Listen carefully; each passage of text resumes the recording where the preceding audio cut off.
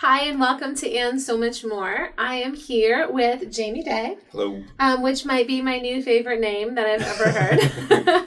And we, I say we, you are here to share your experience. You have been on a cancer journey, and it's impacted your life significantly. And you've got, these little guys here to help share this story. Right. But Absolutely. why don't you go ahead and introduce yourself? Tell us a little bit about yourself first. Jamie Day. I guess I've been on this little trek for about a year, and I'm starting to feel much stronger now. So Yeah. it's kind of cool. So what's the 1 year mark? Well, what do you want to call that? My wife's over there. Sorry. Yeah, his wife is off camera, but she's hiding. I would say we officially ran aground. I grew up in Salem, Massachusetts. Everything's sailing terms with me. We ran aground in October.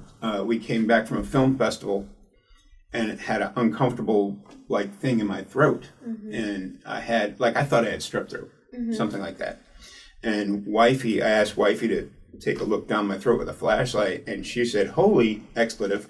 And I went, "What do you mean, holy expletive?" And then I took the flashlight and looked in the mirror. I was like, "Holy expletive!"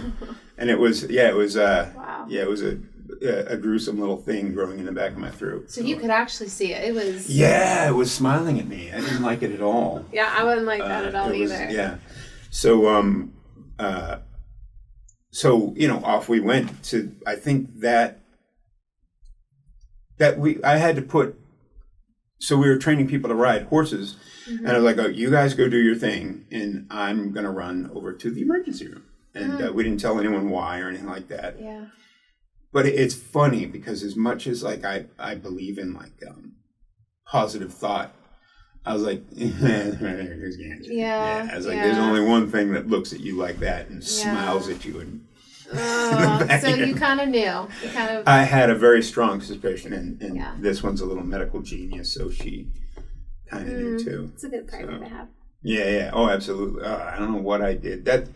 It's funny when I talk about this, and my friends ask me about it a lot, that cancer, that's so terrible. I'm like, stop right there, because there is so much. This is going to sound weird, but I'm actually really grateful for this journey. Really? The people that I've met and the perspective that I now have, and you get married and you take a vow, right? But then someone ponies up and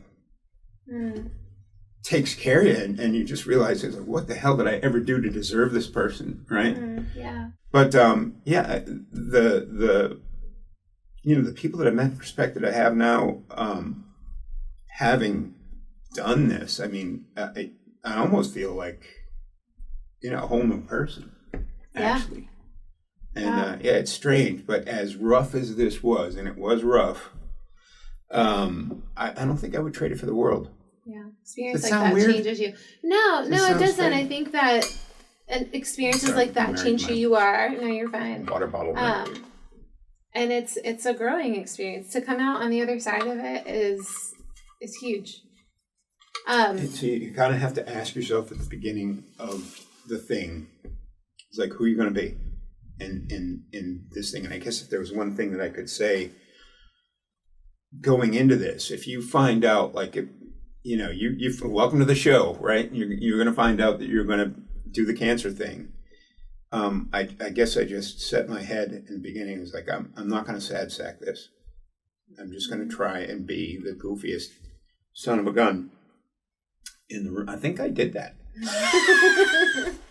I think I was the biggest idiot. Do they give that award? No, but Centra doesn't have that. We don't have that award. Like a pin or a lollipop or something like that. We can look into that. Anyway. So tell me about these guys. Oh, this is Free Pop right here. Poppy, come here. He's gonna hide under now. the chair. Poppy, come here. And we're only doing this because I know that my oncology staff would hurt me if I didn't have the dogs. Come here, mommy. Come here, mom. This is your mom. Mom, come here. Hiding under the chair. Because that's what we do. Come here, mom. Come here. Well, I think that's it. They're my service dogs, and they used to be really well behaved. before they met Matt and Laura and Dr. Brady. And yeah, and now if they see anyone in scrubs, they are completely useless. Well, and you said at all your appointments you had them sit under your chair. Yeah. And so they are there. This is like, I guess, their comfort place if we now. do that thing, if I tell them to KENNELUP. Oh. I know. Be, right up under you. So you mentioned that one of these beautiful dogs kind of knew what was going on. Mom, yeah. So tell me about that. Yeah. So I spend a lot of time on set and doing things where there's a lot of noise and a lot of lights like this and a lot of confusion. And Mom, who is hiding right now like a good little service dog, Pop, who is standing literally on his head. Well, I could park him and I could walk away from him, do an hour's worth of work, and go back and be right there, sitting right in the wings where I left. Well, he started to break ranks. Okay. And I thought, I've been an animal trainer my whole life, and I've trained both these guys. You guys untrained him. Let that sink in. Training animals my whole life, and I know that a service animal can hit their limit, like a search and rescue animal or a emotional support animal. They can burn out emotionally, and I thought that's where we were. Because he was glued to my side, and if anything got exciting or loud, he'd right to my side, or if I, he's protecting you. Right. So I'm like, I said to my wife, I was like, Vic, I don't think I can take him to set anymore. I don't think that he's going to be that dog. Because he's breaking ranks, and he's not, and we started, it was like, maybe his hearing's going, or maybe he's got, so the first thing we always do as animal trainers, we run them to the doctor, and anyway, we'd gone through this whole thing and this litany of tests with the vet, and the vet finally came and says, like, he's fine, and this is fine, and that test is fine, he's all fine, and Vicky's like, no, he wants that test too, and that test, and that test. And finally, she said, wait a minute, how's Jamie? Now, what the doctor did, the doctor didn't know, is that literally that morning, Vicky had gotten the news from the first scan we took. What was it? Anyway, they was like, no, he is a mass. So Vic literally looked at the doctor, took in a breath, and open mouth started crying. I think it's hilarious. I have to think it's hilarious. So, and so I guess that was the thing. Mom knew I had cancer before anyone else did. I just should have. I should have trained him to talk. Yeah. So what was your diagnosis? I had, I always forget the word. Say it. Squamous cell. HPV-positive. Yeah. Throat cancer. Head and neck, lymph, tonsil, base of the tongue. Yes. Yeah. Wow. Unattractive cancer. The ugly little son of a gun. Unattractive cancer. So what was that like? I mean, you kind of went in knowing after you saw it with your own eyes. This is probably what's happening. Yeah. What was that conversation like? How did they paint that picture? What did treatment? So immediately they hit me with there's good news and there's bad news, right? And the good news is that, and this is where I think I had it better. There's always someone who has it worse than you do. Mm. I had it really good because you said, this is like 90 and change % treatable. So odds are you're going to be fine. On the other hand, this is one of the most unpleasant cancers to treat. And the treatment is going to be wildly unpleasant. That's not the words they used. But those are the words that it was sense. It was what was conveyed. So it was 7 weeks of radiation and chemotherapy.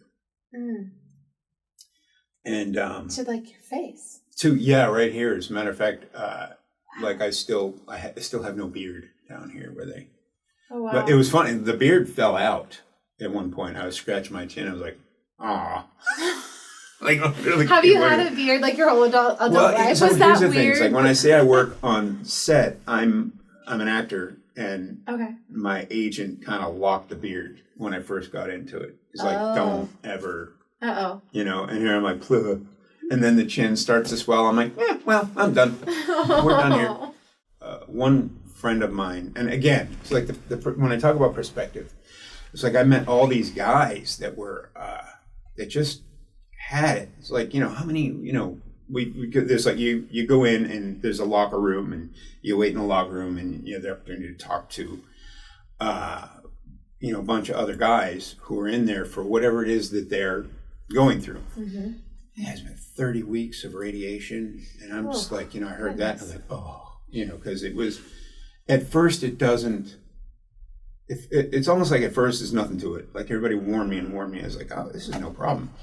Well, then the radiation starts to like really kick in and burn. And then, swallowing food is not your, strong suit anymore. Yeah. It's hard not to get negative sometimes. And I just said, when I found this out, I was like, I just don't want to do this. I don't want to be a negative person. And it was so easy. The oncology staff and the techs that did the radiation, it was like summer camp. I mean, we would just go and laugh our butts off and just be stupid. Like so you go into the text, right? And like, well, name, birthday, and comfort level, and do you want a blanket? So, because it's cold in there. Yeah. So it's like you get into the things. So I'd like walk in and they wouldn't even have to be JV Day, 2668. And I would like 3 blankets or 5 blankets because like as many blankets as Give me all the blankets. And then they would ask you what music you wanted to listen to, because in the booth they pump in the music, and if you don't have a presence, they put whatever. So it became a game. So I always try to find like the most ridiculous music to ask for. So like I feel like the finest moment there was I like gave them the name of a band, and it was Mongolian Thrash. Whoa! And it was hilarious, but then everybody did you have to wrote listen it down. To Mongolian Thrash? Yeah, absolutely. No, it was good. It was like good? pump you up music. But it was funny. So it became a thing. They walk in and it's like, what kind of music do you want? And 3 booths worth of text would just surround you and want to know what we're listening to. So it was ridiculous. I mean, yeah, I bet that shone a bit of a light into those who are going through this around you. Yeah, I will say this about the Centra, the Pearson staff was just, if they didn't let me laugh, or if they'd been more serious when I wanted to cut up, I can't tell you how much I appreciate like who they are. I mean, just some of the silliest moments, but I needed that, So, I feel like these people are my family, and I wouldn't trade knowing them for the world. Yeah. So, sorry, I'm a squish. Sounds like you made a difference there too. I hope so, because I mean the difference that they made in my life was, ridiculously positive. So. Yeah, I heard birthday party. Yeah, I guess my wife had planned. Sorry, I'm such a sob. My wife had planned to do something on my birthday, and so she brought all these party favors, and she literally snuck back to see the tech staff, and they were already wearing stupid wigs and had signs. And so they just like met in the middle and just had this ridiculous thing. So they were already planning something for you. They were already planning something silly, like with hats and tiara. I got to wear a tiara. I felt very pretty. Wow. Yeah. Wow. So I'd ask why you choose to have your care at Pearson, but it sounds like the answer is obvious. Like, Lord, the first, we thought about going to Richmond or going to, Pearson. I'm about to drive so much prettier going out to Pearson. We'll do that. So that was literally the criteria. Yeah. And of course, we Googled like, excellence of care and stuff like that. So we did a little bit of due diligence there, but really it was like, well, the pretty drive? Let's do the pretty drive. I love it. And then Pretty once drive I paid off. met, it was like, Dylan and Tasha and these people in the back there in Dale, the chemotherapy, like she was kind of my guidance counselor for that. Cindy, our nurse advocate, getting stuff done can be weird, especially with medical insurance and stuff like that. Yeah, I imagine. There's just so many moving parts, you know what I mean? And Cindy, the nurse advocate, was just, you email her in the middle of the night and you'd have an answer almost immediately. Wow. It's just, and you have like questions, not all of them are rational. Yeah, have, like, things that you didn't think of, and like, or a problem you're having, and emails were, and people will come out to check on you, like when you got there. Mm-hmm. Cindy was always there to say hello. Wow. And that's not even just the oncology staff. I mean, the front Kathy at the front desk, we were homies almost immediately. She was great. Like the first day I went in, the second day she'd greet me by name. Wow. And she had just hurt her ankle. She had a little booty on, and we was like, "Well, how's your ankle?" It was like, "How's your cancer?" Great, love it. I wish you were here. And just the sweetest Connie, who was, I think, on the maintenance staff. We'd maul her on the way in every day. We'd give her a big fat hug, and we'd check in, and I mean, start to finish. They have a pharmacy there. That staff. I never did catch any of their names because it was always rushing to get to an appointment or something like that. Mm-hmm. Those people were angels. It's like, I forget what I did. One thing was, my fault. I didn't have a certain medication with me or something like that. And they're like, hang on, we'll get you one. Wow. And it was just, I think it was pain, maybe something like that. Anyway, it seemed very essential at the time. I can't remember what it was now, but they met you there in that. Yeah, absolutely. And allow me to tell on Dr. Brady. Oh, please do. Oh yeah, she comes in and she's obviously extremely well educated and intelligent individual. And then she sees the dogs and she becomes a baby talk muppet. And we're like, Doctor, what just happened?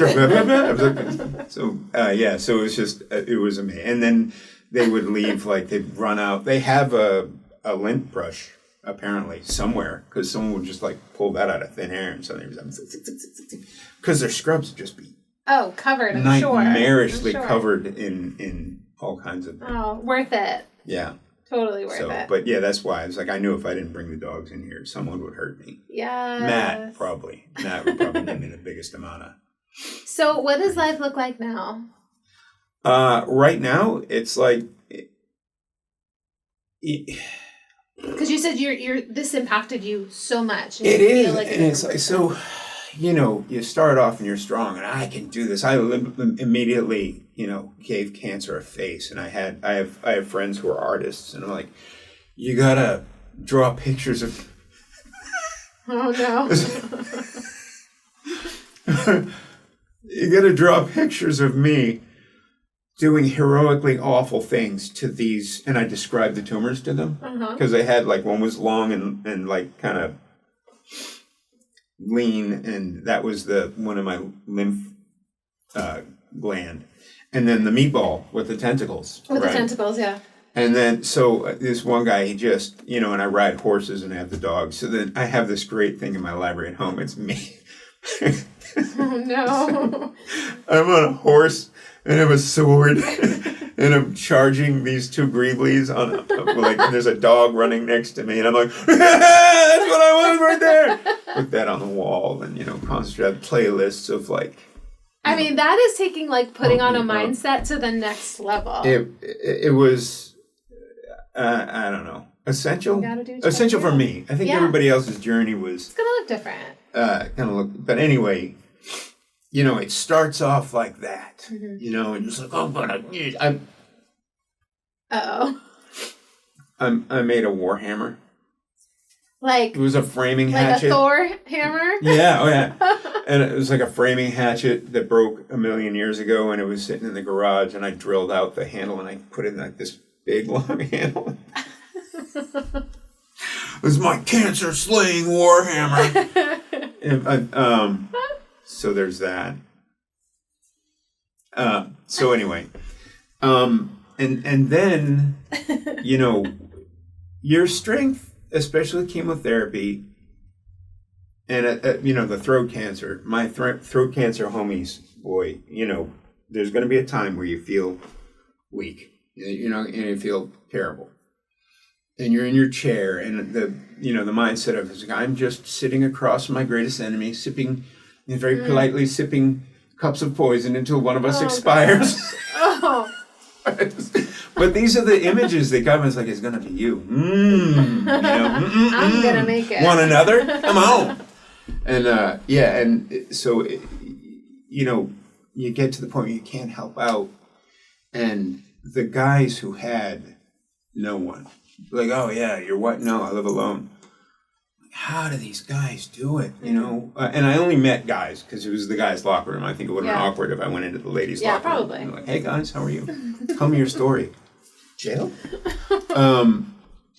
But yeah, I mostly met guys, and that didn't have this teammate that I have. And again, I was I have no idea I don't remember doing anything good to deserve that woman right there.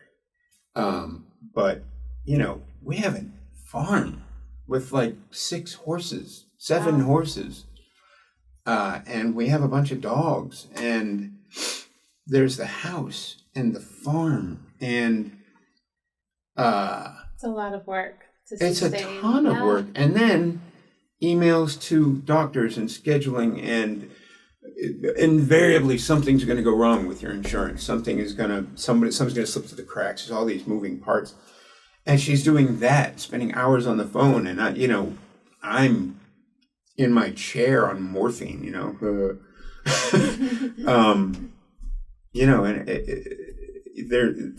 so what does life look like now? It's I ride my horses again. Yeah. And I'm helping, mending fences and driving nails and turning screws and working again, and you know what? It's a pleasure to be here. You're living your life with you. Yeah. Because the alternative, I thought that would have kind of sucked. Yeah. I'd say so. So it's there's never more of an understatement than it's a pleasure to be here. Yeah. And it really is. It's the people that I've met, the things that I've seen. There was this old veteran. I was the first thing I did. I knew I was going to lose weight, so I'm just cake. I put on 20 pounds going into this thing. Just ate everything, just full fat son of a gun mode, and it was great. So in the beginning, I was strong. I had some extra padding, and it, like I said at the beginning, it was not that bad yet. And I was leaving, and it was such a great mood. I just left the radiation staff, and I always made a point to go back and see all my oncology guys. And I walked out, and right up by the curb where there was kind of loading area, there's a gentleman in a wheelchair, and his wife was trying to get him into the car. Mm-hmm. And maybe the car was parked too close, but anyway, it's one wheel up, one wheel. They were in a really awkward spot. And I was like, "Can I give you guys a hand?" you know? Yeah. And he looked at me, and suddenly I was unaware if maybe he was my age. Like when I first saw him, he was like older gentleman. Yeah. Like I really, like he sort of, you couldn't really tell where he was by looking at his face, how old he was or anything like that. But he had like a veteran hat from I think it was an aircraft carrier. And he's like, yeah, I'm just trying to get in the car. So do me a favor, just put your hands under my armpits, and my wife will back the wheelchair out. And so I did it, and she got the thing up, but the tendons in your armpits between your pecs and your they were so emaciated, and there was zero fat, to pad. And it was cutting my wrists, like it was like two ropes. And it was obviously hurting him, and I heard his breathing change, and he started to squeak. Not like, he was obviously in pain. Yeah, labored. And his knees started to wobble and give out. And just instinctively, I just sort of scooped him up. And if he weighed 50 pounds, I'll eat my hat. Wow. And I put him in the car, and I thanked him for his service, and I left there. I'm like, okay, I get it. This is what I got is first world problems. You know what I mean? Yeah. But there's always someone who's got it worse than you. There's always someone who's having a rougher day than you are. And I just count myself lucky to have learned that, have that demonstrated for me, and to have met the people here at not here at Pearson, but here. Yeah. At Pearson, and even Centra over in Farmville, Dr. Rashid, those people over there. It's like I did so much laughing, and I tortured poor Dr. Rashid. Like I said, sorry, Dr. Rashid. I'm not sorry. I'm not sorry. I'll do it again. Such a sweet guy, and the staff were all. I mean, they just all got me. Yeah. Even the front desk, and I love these people. I consider them part of my extended family, and I miss them. On the last day. When I rung the bell, did you know about that? Yes, yeah, I know about that, right? I loved the bell. Yeah, yes. So I went out and I rang the bell, and you read the post, ring the bell, and I'm going home. It's like, damn, like I feel like that kid who's like camp is over. Like I'm not gonna go back to camp all the time. And like every day for 7 weeks. It was. I miss them. Yeah. I think that's pretty good evidence of people who have made an imprint on your life. Oh, Lord, I can't even. What that is an understatement. Yeah. That's what that is. Well, I so appreciate you have such a grateful spirit, and such a good outlook on life. More grateful. Yeah. You know what I mean? Yeah, grateful to be here. So, yeah. Oh. No, everything. Just grateful for everything. Yeah. But thank you. Of course. Sorry. Thank you.